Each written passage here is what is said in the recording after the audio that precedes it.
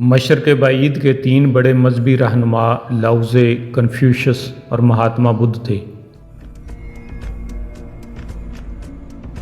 ان میں سب سے پہلے لاؤزے پیدا ہوا، تاؤ مت کا بانی اور چین کا ایک عظیم فلسفی۔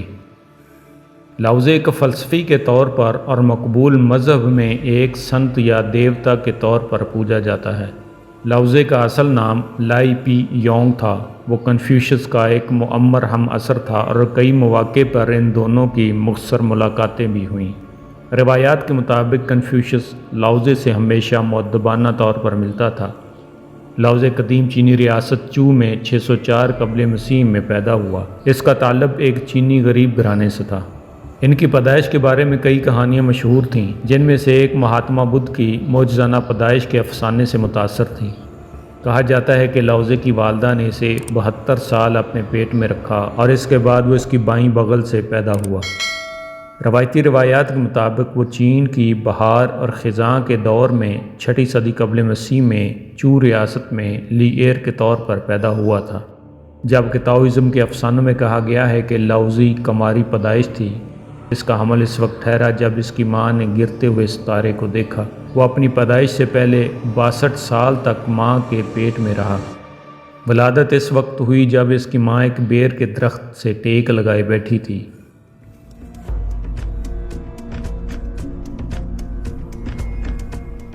لاؤزی کے بارے میں کہا جاتا ہے کہ وہ پوری سرمئی داڑھی اور لمبے کان کے لوتھڑے کے ساتھ ایک بالغ آدمی کے طور پر پیدا ہوا۔ یہ دونوں حکمت اور لمبی عمر کی علامات ہیں۔ دیگر افسانوں میں بتایا گیا ہے کہ وہ اپنی پہلی زندگی کے بعد 13 بار دوبارہ پیدا ہوا تھا۔ لاؤزے کے طور پر وہ آخری پیدائش میں ظاہر ہوا اور 990 سال تک زندہ رہا۔ ایک اور افسانے کے مطابق اس کی ماں کو اسرار اور حیرت کی جیڈ میڈن کے نام سے جانا جاتا تھا۔ اس کا یہ 81 سال کا حمل تھا، جس کے بعد وہ اس کی بائیں بغل سے پیدا ہوا تھا، بالکل اسی طرح جیسے مہاتما بدھ اپنی ماں کے دائیں بازو کے گڑھے سے پیدا ہوا تھا۔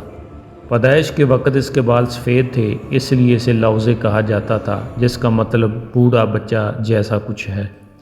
ایک اور افسانے کے مطابق اس کا تیسرا جنم ہندوستان میں بدھ کے طور پر ہوا تھا۔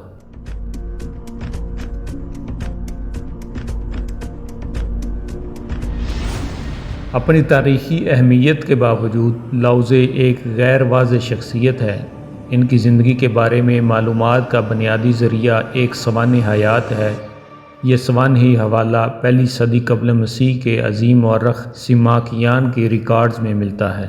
یہ مورخ، جس نے تقریباً 100 قبل مسیح میں لکھا تھا، اس فلسفی کے بارے میں بہت کم ٹھوس معلومات رکھتے تھے۔ اس کا کہنا ہے کہ لاؤزے ریاست چو کے ضلع وو کے ایک گاؤں کرن کا رہنے والا تھا، جو صوبہ ہینان کے مشرقی حصے میں جدید لوئی سے مماثل ہے۔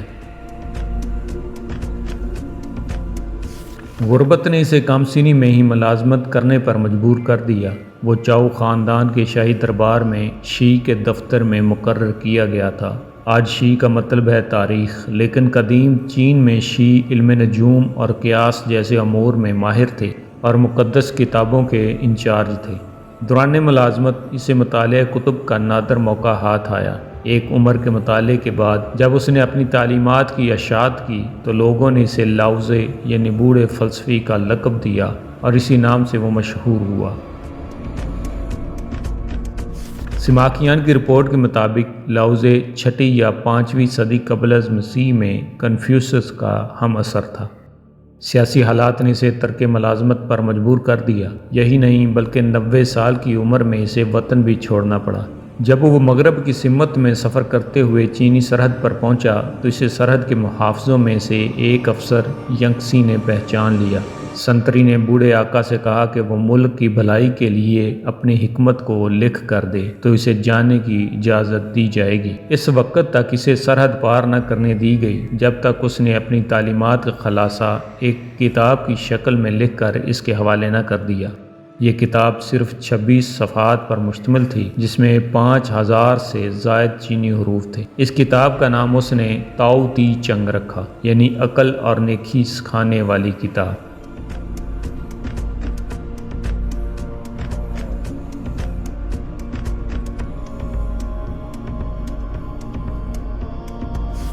کتاب کا مسودہ محافظ کے حوالے کرتے ہوئے وہ ایک سانڈ پر سوار ہو کر مغرب کی سمت میں غائب ہو گیا۔ سرحد عبور کرنے کے بعد وہ نامعلوم مقام پر چلا گیا، اور اس کے بعد کے حالات یہ اس نے کہاں اور کس تاریخ کو وفات پائی کسی کو معلوم نہ ہو سکے۔ کچھ کہتے ہیں کہ لوزے کو موت نہیں آئی، اسی وجہ سے چین میں اسے ایک لافانی عارف کا مقام حاصل ہے۔ اس افسانے کے ایک دوسرے ورژن میں سنتری اس کام سے اتنا متاثر ہوا کہ وہ ایک شاگرد بن گیا اور لوزے کے ساتھ ہی چلا گیا، جو دوبارہ کبھی نہیں دیکھا گیا۔ بعد کی کچھ تشریحات میں اولڈ ماسٹر یعنی لاؤزے نے پورے ہندوستان کا سفر کیا اور وہ بدھا یعنی صدارت گوتم کے استاد تھے۔ دوسرے کہتے ہیں کہ وہ خود بدھ تھے۔ لاؤزے کے لکھے ہوئے متن کو تاؤ تا چنگ کہا جاتا ہے، حالانکہ متن کے موجودہ ورژن میں بعد کے ادوار کے کافی اضافے شامل ہیں۔ تاؤ تا چنگ کے قدیم ترین نسخے بذات خود ایک مکمل شکل میں ماوانگ دوئی میں ایک مقبرے سے دریافت ہوئے تھے، جو کہ دوسری صدی قبل مسیح کے اوائل کے ہیں۔ کہانیاں اس بات پر زور دیتی ہیں کہ لاؤزے نے کبھی باقاعدہ اسکول نہیں کھولا، لیکن اس کے باوجود طلباء اور وفادار شاگردوں کی ایک بڑی تعداد اس کے پاس موجود تھی۔ کنفیوشس کے ساتھ اس کی ملاقات کو بیان کرنے والی کہانی میں بہت سے تغیرات ہیں۔ ان کی گفتگو کے دوران لاؤزے نے کنفیوشس سے کہا کہ وہ اپنے مغرور طریقے اور اقتدار کی تلاش کو ترک کر دیں۔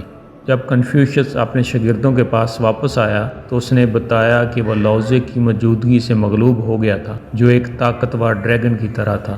کنفیوشس کے شاگردوں نے اس سے لاؤزے کے ساتھ ہونے والی ملاقات کے احوال کے بارے میں پوچھا۔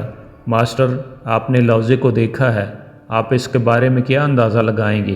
کنفیوشس نے کہا، آخر میں یہ کہہ سکتا ہوں کہ میں نے ایک ڈریگن دیکھا، ایک ڈریگن جو اپنے جسم کو بہترین طریقے سے دکھانے کے لیے کنڈلی لگاتا ہے، جو اپنے نمونوں کو بہترین طریقے سے ظاہر کرنے کے لیے پھیلاتا ہے، بادلوں کی سانسوں پر سوار ہوتا ہے، اس پر کھانا کھاتا ہے۔ ین اور یانگ، میرا منہ کھل گیا اور میں اسے بند نہ کر سکا، میری زبان اڑ گئی اور میں لڑکھڑا بھی نہیں سکتا تھا۔ میں لاؤزے کا کوئی اندازہ کیسے لگا سکتا ہوں؟ سیماکیان کے مطابق کہا جاتا ہے کہ لاؤزے 160 سال یا 200 سال تک زندہ رہا۔ اس کی سالگرہ چینی کیلنڈر کے دوسرے مہینے کے 15ویں دن منائی جاتی ہے۔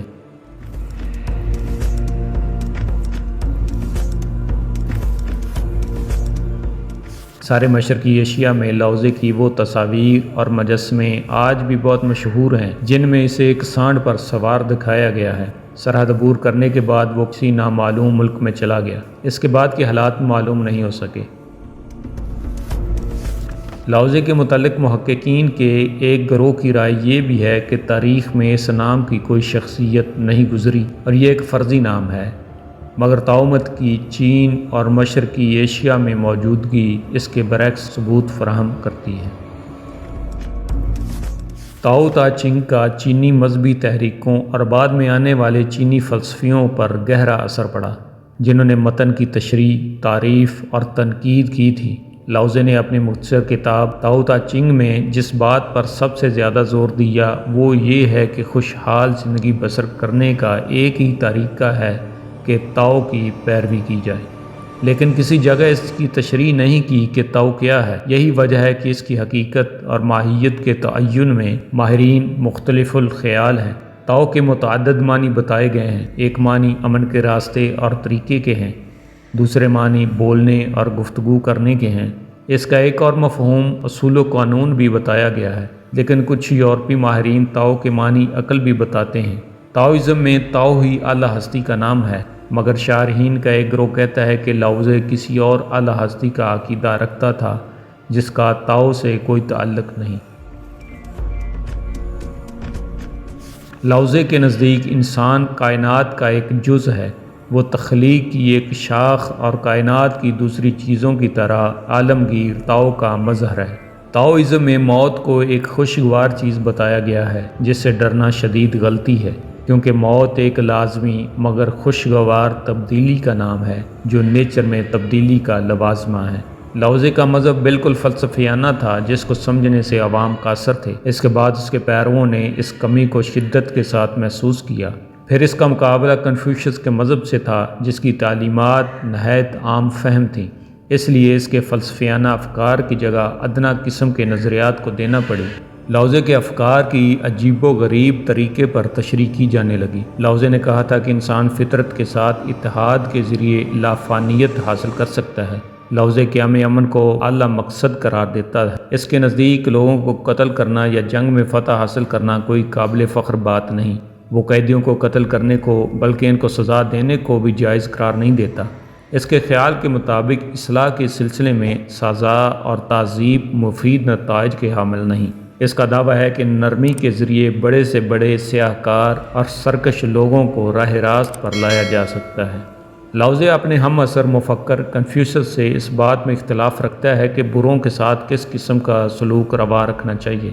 کنفیوشس کا خیال ہے کہ بروں کے ساتھ برا سلوک کرنا چاہیے، لیکن لاؤزے کسی حالت میں بھی کسی کے ساتھ برا سلوک کرنے کی اجازت نہیں دیتا۔